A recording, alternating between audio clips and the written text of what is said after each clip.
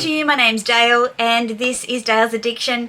Today I'm bringing you a tag video. This video is the bags that I simply had to own, that I fell in love with at first sight.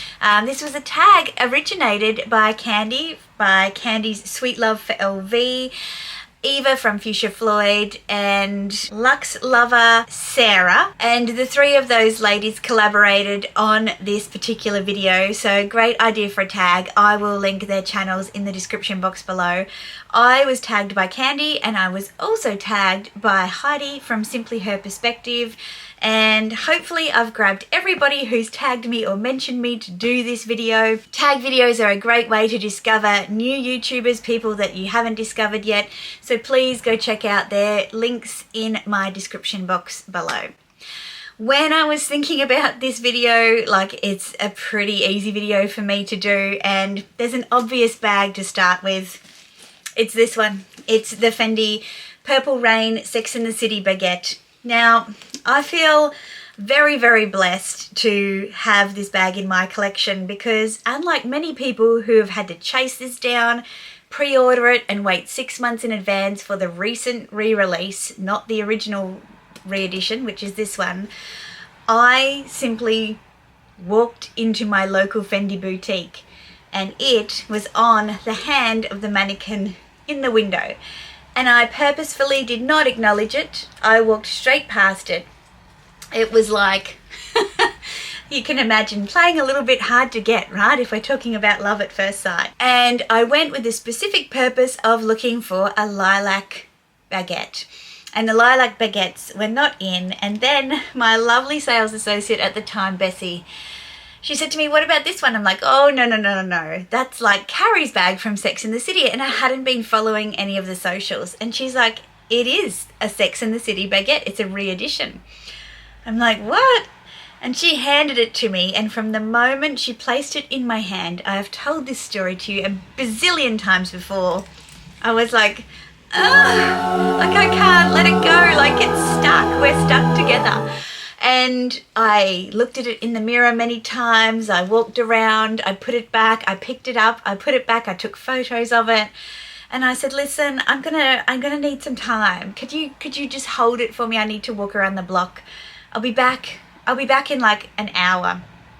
And I messaged Ada from Ada Solly Style, who has a channel here on YouTube, who I'd just gotten to know. She's a local lady in Brisbane who also loves her Fendi. I rang my husband and I was just like, I have just unexpectedly fallen for this very expensive, impractical, but beautiful piece that I want to buy. I think I can justify buying this. I feel like I'm not going to be able to go to New York for my birthday this year as we planned. I feel like this would be my airfare. I think I'm going to buy it. And I walked back into the store and they already knew.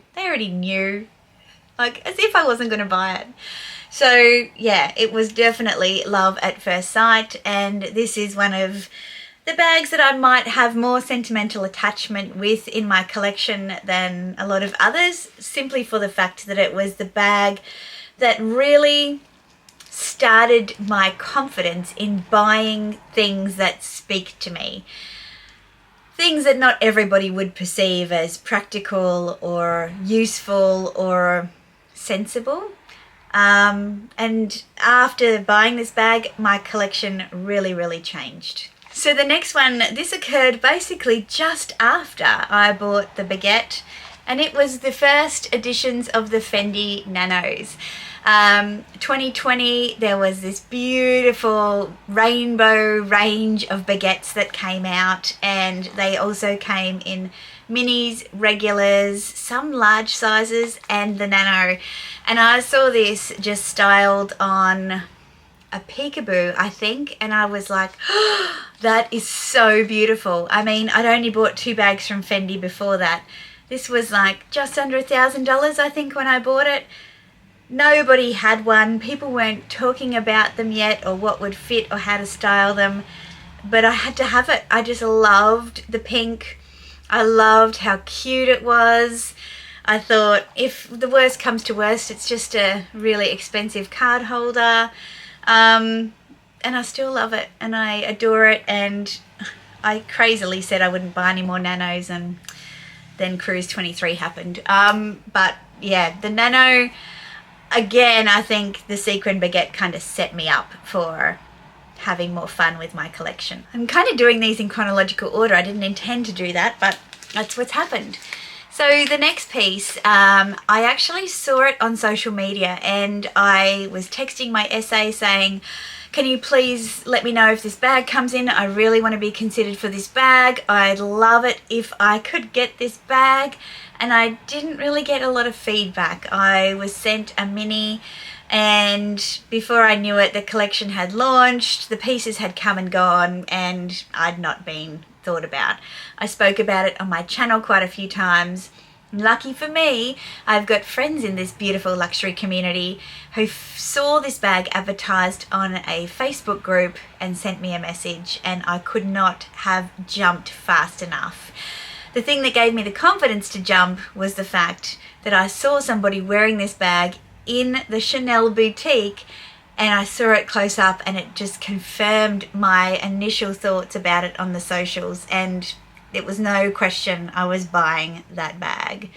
And the bag is my Chanel Denim seasonal flap. This is from 20B, I believe. I didn't get it until January of 2021 when it popped up, and this is in the medium size. It came in a jumbo size. It also came in a mini square and a mini rectangle. To me, this is the best denim that Chanel have done. It has a perfect kind of worn-in look. It has these great CCs that kind of look like they've been acid washed. It has all of the elements of the classic flap, but it is so not classic, and it's so me. And I don't wear it as much as I thought I would. I feel like I need to get the strap extended because it's just a little bit high for crossbody on my torso, but I love and adore this bag, and it would take a small miracle for me to part with this voluntarily. Okay, at the middle of 2021, I'm going to say, I purchased my Louis Vuitton flower trunk, and I had some issues with it. It had wear on it. And it turned out that that trunk was from the display stock, which I wasn't particularly happy about considering that I ordered it. And when you order something, it implies that it's going to be made for you. Be careful if you're buying Louis Vuitton stock and that is the case, because they'll probably just send you something from a warehouse. So I returned that trunk and said, no, I want what I purchased, which was a trunk that was made to order. And when I returned the trunk, I was invited to go into the salon and have a bit of a look around, because there was a Capucines caravan, Louis Vuitton called it. And I thought, why not? I'm here, it'll be nice. I haven't been into the salon, so that will be a nice experience as well. And obviously the sales associate was trying to kind of make it up to me for the bad experience I'd had with my trunk. She showed me this bag in yellow, and I said, oh my goodness, I have been looking for that bag in blue, but I hadn't heard anything back. I saw it on a social media post, and I'd saved it in my phone and told my sales associate about it, and just hadn't come. And she said, we have it, it's right behind you. And I turned around to see this Capucine BB in the shoo handle. It is in a gorgeous denim blue. You don't see me wear this bag very often, but that doesn't mean that I don't love it. I loved it from the moment I first saw a social media post of it. I loved it from the moment I first saw it in person in the boutique. This was not an inexpensive purchase. I did think about it for the space of a week, and I actually negotiated with my sales associate, because I'd paid 100% for my trunk and I didn't know when I was going to get the replacement, that if they refunded me 50% of that, which is what I'd normally be required to pay for a deposit, then I would purchase this bag. And of course they said yes. And so I am so happy to have this Capucine in my collection. I love the playfulness of the shoo handle. I love this blue. It's a real neutral kind of denim coloured blue. Because I have a lot of bags in my collection, it does compete for its time, but when I wear it, it's always a special moment. And again, it would take a small miracle for this one to leave my collection. The beginning of 2022, I famously said I had no interest in Fendi or Dior. In fact, I just had a vlog sale and I sold off a lot of my pieces. I went into Dior for the first time and met with my new sales associate, who has since left, which I'm very sad about. And she showed me a barrel kind of wicker bag. And I said, you know what? I've seen that, but in a Lady Dior online. And she had one on hold for a customer out the back. She went and retrieved that bag and showed it to me, and I instantly fell in love. And it was this. This is the medium My Lady Dior in the wicker. And it's from the Riviera collection. It has the oblique pouch. All of the things that I hated about the small Lady Dior, this one has rectified. It's got a long adjustable guitar strap. It has oblique, and I'd always wanted something with oblique, but I didn't really like any other styles. It has the pouch opening, which is different to the flap opening or the zip opening on these bags, which are quite cumbersome. The strap is amazing. Even though I rarely use it, I just love having it hanging off of the bag. Again, another huge investment, and obviously that bag was on hold for a customer, and that customer came in and obviously decided to take the bag too because it was so stunning. And so my sales associate had already called ahead to another region and asked them to send their piece, and called me a couple of days later saying that they had agreed to send it because they didn't have to. And I went into the store and just swooned. At that time, they only had like the cafe color and like a pink color, and it was clear to me that I wanted this one. And again, a huge investment for this bag. Yes, my climate means that this bag is a piece that I can wear a lot more than people who may live in more seasonal climates than the temperate climate that I'm in. But just absolutely first sight, like a really special piece, a piece that I don't believe will ever date. And yeah, again, a huge invest. I keep saying that. All of these special pieces tend to be that way. So the final piece, I have you guys to thank. And for those of you who have been following me for a while, you know this story. And for those of you who are new, this piece comes from Fendi. It did not come to Australia. It was actually really hard to find. And so I put the call out to you guys earlier this year, probably May, June, and said, can you help me find it? Because I love it. It's in my aura color. It's in my favorite style bag. It is the Fendi Peekaboo in the small size ICU in the color Violetta, which I always thought was lilac, but it's not lilac. It has this amazing kind of perspex tortoiseshell feature on the bar and on the turn lock. It's big enough to smile, and if you know me, you know that I love a peekaboo that smiles. It's what I've always wanted. I just cannot get over how special this bag is. The fact that you all helped me to source this bag, I'll link the video of how I found it above.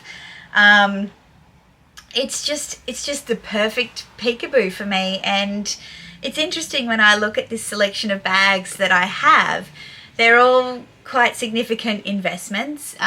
There are 3 top handle bags and, you know, the 2 flat bags plus the little Nano. To be honest, like, I could say all of my bags would fall into this category, but these ones are the most memorable pieces.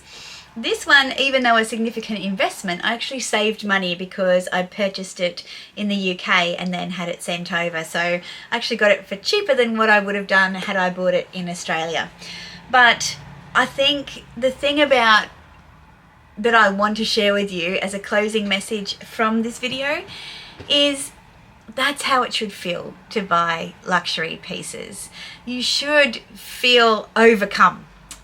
You should feel the butterflies. And I think when you deny yourself of things that make you that happy, yeah, sometimes it's absolutely budget and practicality and frivolousness, and I totally get that. But if you're shopping luxury, it's not for practical purposes, because you can go and buy a handbag anywhere or a suitcase anywhere. and not spend that kind of money. So really think about what it is that you want from these special pieces, and then maybe allow yourself to just fall in love just a little bit.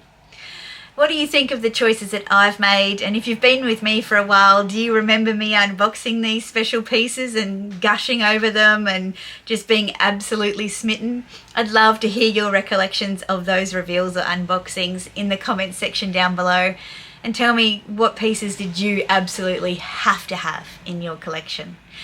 I will tag some people in the description box to share their stories, but please give this video a thumbs up and subscribe if you haven't already. I'd love to see you back. Grinchmas starts tomorrow, so I will see you then. I will be including some luxury content in my Grinchmas Vlogmas episodes, so I will probably intersperse those rather than trying to cover those as a part of Vlogmas. But yeah, you will see a video from me every day until Christmas. I will look forward to seeing you a lot more over the course of December. Happy holidays and ciao!